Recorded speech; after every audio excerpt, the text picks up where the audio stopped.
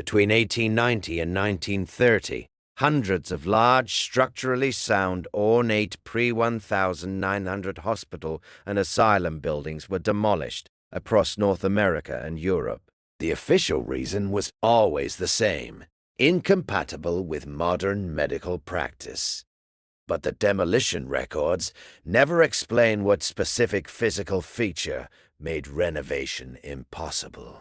Not what was inadequate in general, what exact characteristic required destruction rather than adaptation. That specific answer has never been given. There is a photograph I keep returning to. It shows a building in New York State taken in approximately 1895. The building is large, 4 or 5 stories, built in what appears to be an elaborate iteration of the Italianate or Second Empire style, with a central tower, flanking wings, ornate window surrounds, and a roofline of considerable complexity. The grounds around it are formal, landscaped with fountains. The entrance approach is wide and ceremonial. The building could be a government complex, a university, a wealthy private estate. It is, according to the caption, a state asylum for the insane, constructed in the 1870s. By 1920, the building was gone. Not modified, not renovated, gone, demolished to its foundations, replaced by a campus of low, utilitarian brick structures of the kind that characterized mid-20th century institutional architecture. The official explanation for the demolition is standard. The original structure was inadequate for modern psychiatric practice. The physical plant could not be adapted to new medical requirements. The decision was made to build fresh rather than renovate. Practical, straightforward. The kind of institutional decision made dozens of times across the country in this period. What I cannot find in the demolition records, or the institutional histories, or the administrative correspondence of the period, is any specific account of what made the original structure impossible to adapt.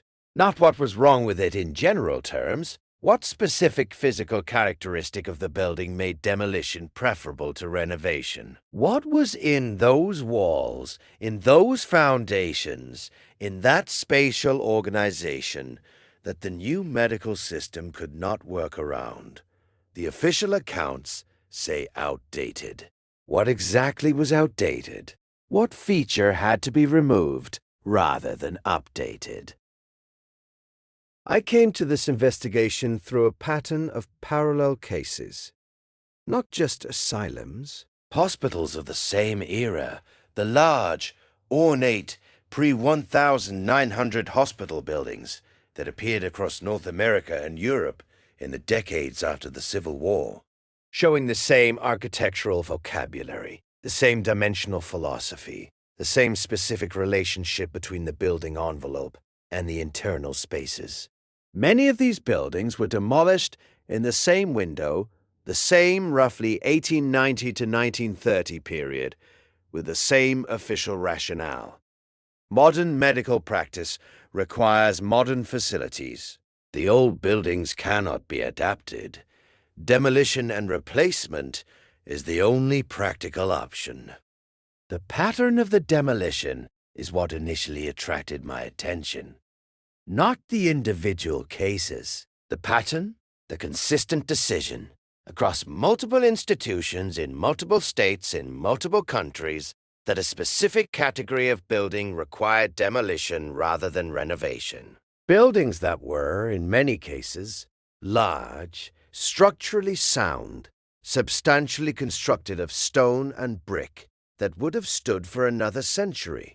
Buildings whose decorative and spatial qualities would, in a later era of historic preservation, have been the subject of legal protection and philanthropic rescue campaigns. Demolished efficiently within a relatively short window, replaced with buildings that shared nothing of the original's architectural vocabulary, dimensional philosophy, or spatial organization. What was the original vocabulary? This is the specific question I want to stay with for a moment. The large pre-1900 hospital and asylum buildings of North America and Europe share certain architectural features that are not explained by medical function and are not simply decorative. They are consistently oriented to capture specific light exposures at specific times of day. The main ward wings in building after building are oriented so that maximum sunlight enters the patient's spaces in the morning hours. This is described in the design literature of the period as therapeutic, the belief that sunlight had healing properties being explicitly stated as a design driver. But the degree of precision in the orientation, the specific calculations required to ensure the solar exposure patterns the architect specified, suggests that the relationship between the building and the sun was understood as a functional rather than merely aesthetic matter. The buildings also consistently feature specific spatial configurations that the design literature of the period describes as providing appropriate atmosphere for patient recovery. High ceilings, generous windows, spatial ratios, the relationship between ceiling height and floor area that fall within a specific range across building after building. The official explanation is aesthetic and therapeutic, the belief that generous, well-proportioned spaces aided recovery. But the consistency of the ratios across different architects, different nations, different decades suggests not independent aesthetic judgment, but a shared specification.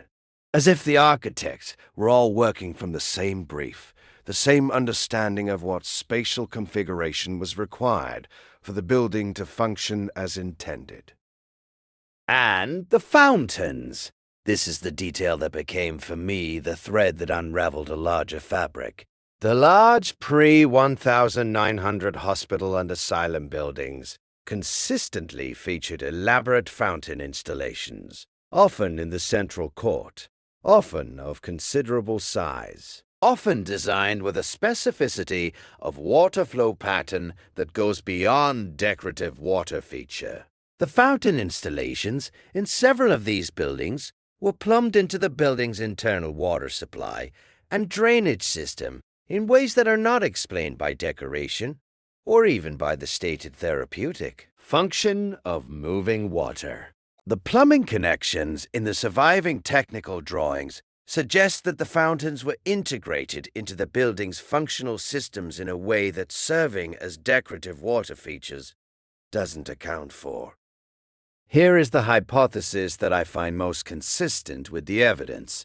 The pre-1900 hospital and asylum buildings, like many of the large institutional buildings of their period, may have incorporated technology that we no longer understand, and that the institutions that replaced them were not able to operate or even to maintain. Not medical technology in the modern pharmacological sense. Environmental technology, atmospheric technology, systems for managing the specific physical conditions within the building, temperature, air movement, humidity, electromagnetic environment, that the designers of these buildings understood as essential to the healing function they were designed to serve.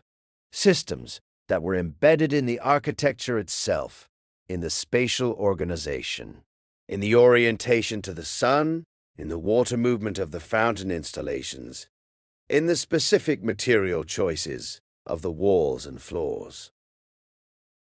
And when the civilization that understood how these systems worked, that had built and maintained them, had been replaced by a new administrative order whose medical philosophy was pharmaceutical and procedural rather than environmental and spatial, the buildings became unusable. Not because they were structurally inadequate, because the systems that made them function as healing environments were no longer understood, no longer maintainable, no longer operable by the people who had inherited them. You cannot retrofit a building whose essential function depends on architectural systems you don't understand. You cannot adapt spaces whose healing properties derive from spatial ratios and solar orientations and water movement patterns that your institutional framework has no language for. So you demolish. You build new.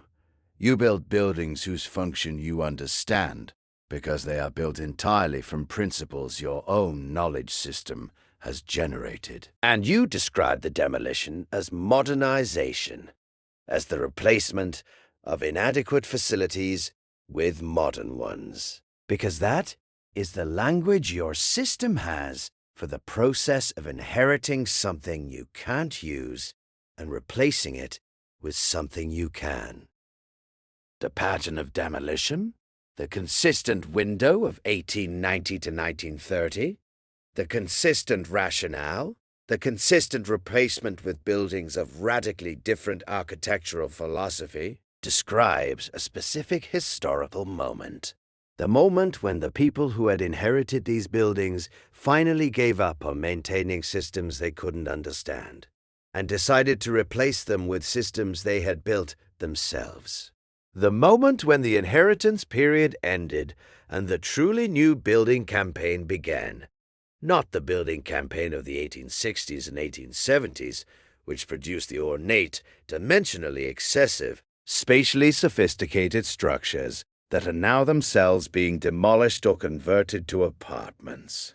The building campaign of the early 20th century, which produced the stripped, functional, utilitarian buildings that still define institutional architecture today. What was lost in that transition? I can't tell you exactly, because the systems I'm describing are not documented in any surviving technical record. The architectural drawings survive in some cases. The spatial relationships and orientations and material specifications are recoverable from the physical evidence where buildings still stand. But the operational manuals, the technical documentation that would have explained how the systems worked, how the fountain plumbing connected to the therapeutic function, how the spatial ratios maintained the atmospheric conditions that the designers intended, that documentation burned with the archive fires, or was absorbed into the general silence of the inheritance period's end. Or was simply never written down because the people who built these systems understood them implicitly and saw no need to explain to anyone what they were for. The demolitions were efficient. The replacement buildings were functional. The modern medical system that emerged from the transition is the system we have today, effective in its pharmaceutical and procedural dimensions, largely indifferent to the environmental and spatial dimensions of healing that the demolished buildings were designed to serve. And the demolished buildings themselves are mostly gone now. A few remain, converted to luxury apartments or boutique hotels, their ornate facades preserved, their internal systems long since removed, their spatial ratios now housing bedrooms and conference rooms that have no relationship to the therapeutic function the buildings were designed for. Stone remembers, spatial relationships persist. The orientation toward the morning sun, the ceiling heights, the proportional relationships between spaces, these things remain in the buildings that survived. The question of what they were for, what function the specific spatial configuration was intended to serve, waits in the geometries of rooms that are now used for purposes their designers never contemplated. The buildings are still there. The knowledge of what they were is what burned. If these buildings couldn't be retrofitted, not because they were structurally failing, but because their essential function depended on systems the new medical order had no language for. What were those systems, and what kind of healing were they designed to enable? Leave your thoughts in the comments, and share this if you think the demolition records are hiding the most important question.